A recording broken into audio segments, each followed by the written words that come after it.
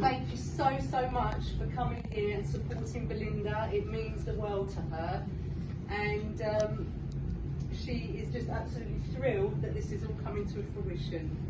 So my name is Naomi, and I'm Belinda's friend in crime. Yes. Partners in crime.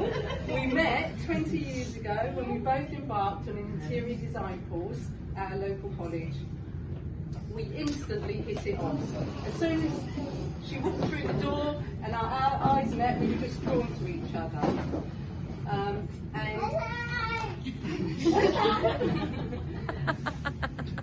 And in fact, everybody thought that we'd already known each other for years and years, but we hadn't.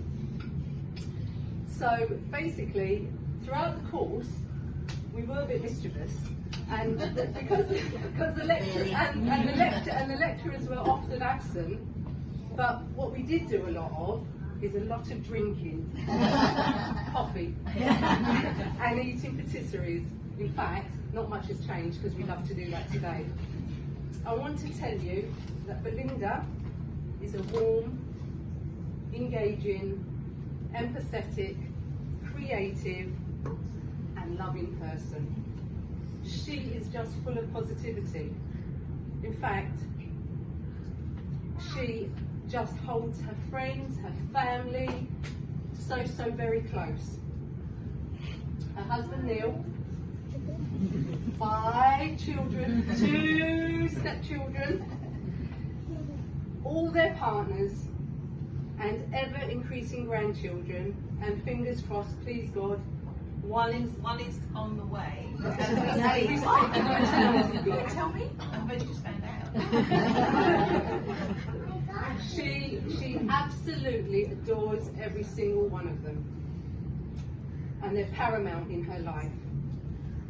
Belinda has always talked and dreamt of writing a book, but just lacked that confidence. However, she was inspired by stories her mother, Iris, and grandmother, Rose, would describe of their life back home, Rangoon, Burma, where they were born. It sounded very exotic,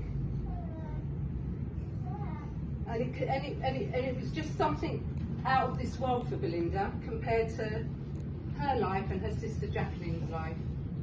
And they spent most of their childhood at St Genevieve's convent, run by nuns. Who would have thought?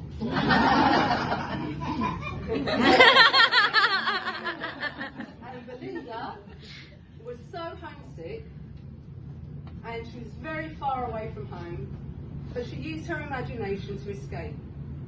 She thought of this exotic place in her head, and that very much comforted her.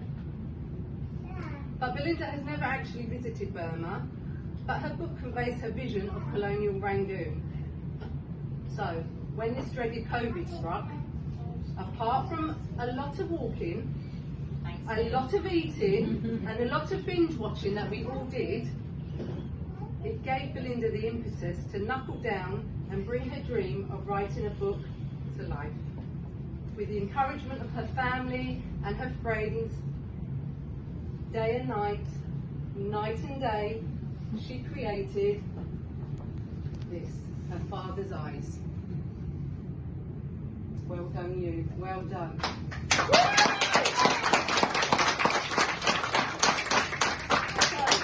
without further ado, I'm going to hand you over to my beautiful, wonderful, amazing, okay, let's not forget talented, friend Belinda Rose Bond, who I and everybody else is very now proud to call you an author. Because you've done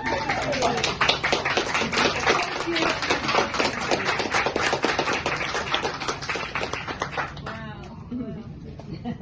So thank you everyone for coming. I mean, it's a bit surreal. You put your mind to something and then suddenly you have something physical in your hand. And I think I'd say to everybody, have a go. Have a go, because you just don't know what you're capable of. I'm 58. You know, someone will say, oh gosh, it's too late now. Absolutely have a go at anything. It hasn't got to be writing. You know, I just support anyone just to have a go, and you will be amazed what you can achieve. writing the book was something, I suppose it was like an escapism. We had the lockdown, at one point we could only go out for an hour. So for me, I would pop my headphones on, put my Indian chill music on, and before you knew it, I was in Rangoon. I was in Cologne in Rangoon. And Neil used to say to me, do you not want to come out for a walk? And I said, no. No, I don't, because I'm so immersed in it, and also doing all the research. It was such an incredible journey, because as a child I was told, and Jackie was told, all these little stories.